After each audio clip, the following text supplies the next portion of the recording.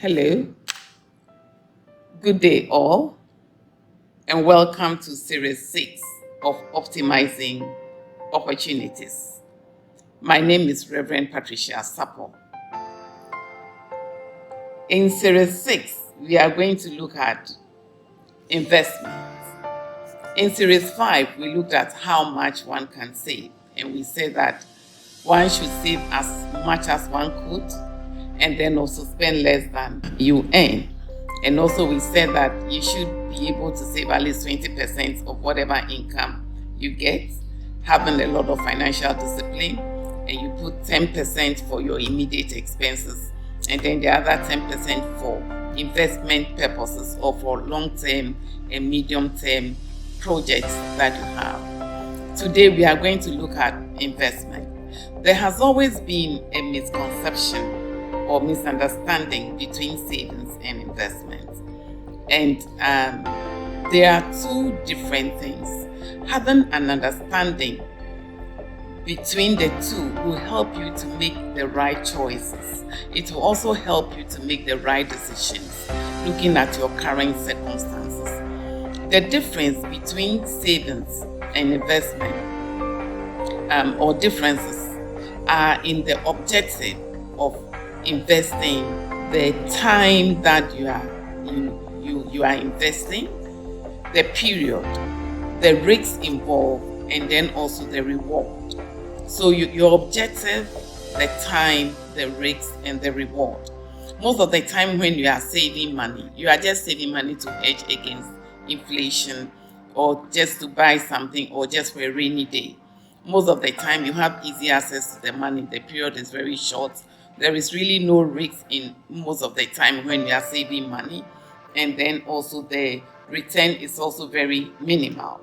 But in investment, it's rather the opposite. In investment, the objective is to make your money work for you. In investment, the objective is to make your money work for you. And most of the time when you are investing, you invest in for a longer period to be able to get the maximum of the investment. And also most of the time when you are investing, the risk is higher, because in investment, the higher the risk, the higher the return. So the risk is higher, much higher when you are investing money. And then obviously the return is also much higher when you are investing rather than saving money. By and large, you realize and you attest to the fact that we can all not work up to the time that we die.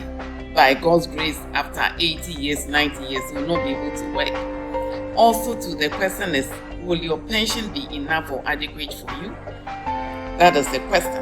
Are you going to depend on your children to take care of you? What happens to other medical challenges, etc.? And also, how do you maintain a quality standard of living after you have retired? You want to maintain a certain standard of living. And so all these things require planning.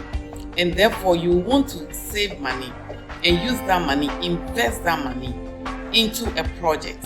Investment basically is just getting your money to work for you, where you will sit down at the comfort of wherever, and your money will be doing all the work for you, and then you'll be getting the return.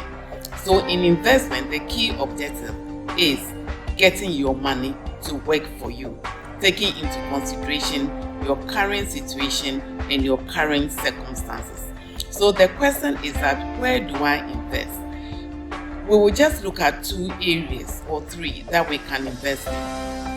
We are looking at what we call liquid investments. Liquid investments are investments that you can realize the cash as quickly as possible without losing much of the value of the money. These are liquid investments. For instance, you have stocks, you have shares, you have debentures or money market instruments or secondary bills, treasury bills, some of them, or some investments have higher returns.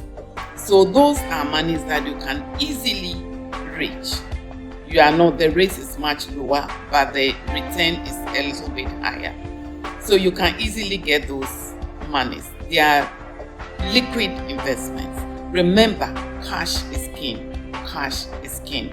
So when you are investing, it's good for you to ensure that you have some liquid investments. You also have what we call illiquid investments. These illiquid investments are things that we all do, like properties, lands, etc., real estate. But remember, the objective of investment is to make the money work for you. So when you are investing in a property, and for instance, that property is going to be your home, then it's really not, it's an asset. It's not an investment because it's not generating any income for you. But when you are investing, one of the investments can be an illiquid property or illiquid investment, that is properties, land that you intend to sell, rent, or generate income from. You also can also invest in some minerals, gold, diamond, etc. You also have to be very mindful of that and look at the market. One other area that you can also invest in, which I really endorse, is your own business. Saving money and investing it into a venture or a skill or a gift that you have, something that you are very passionate about. And remember what we said in Genesis 1 verse 29, that God has given everybody a gift. And so monetize that gift that God has given to you with the investment or with the savings that you have made. So basically, these are just a few of the pointers to investment and savings. It is very, very important when you are saving to look at your present circumstances. It's good for you to determine your financial goals, how you want to live now and the future, your time frame, your comfort level, whether you are risk averse, the kind of, if you don't want to take too much risk, then also you wouldn't want to invest in certain instruments and also into certain areas. So by and large, you can also engage an investment advisor or a financial advisor that will also help you to make the right decisions. So thank you very much. Our next series, we are going to look at general guidelines to investments or to savings. Thank you very much, and God bless you.